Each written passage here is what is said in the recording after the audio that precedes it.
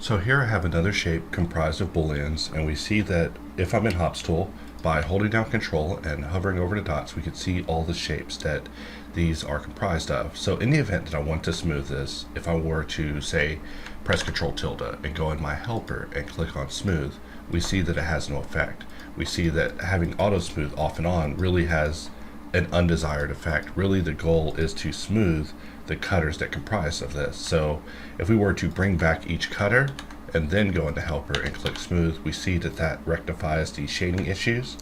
And we could do the same thing with this one, just select it and go in and smooth it. However, there is a better way. So normally whenever it comes to shading, I will press Q and shift click sharpen in order to use the auto smooth. And now if you're inside of Autosmooth, we see that there's a hotkey where if you press S, it will basically set all of your bool shapes to smooth.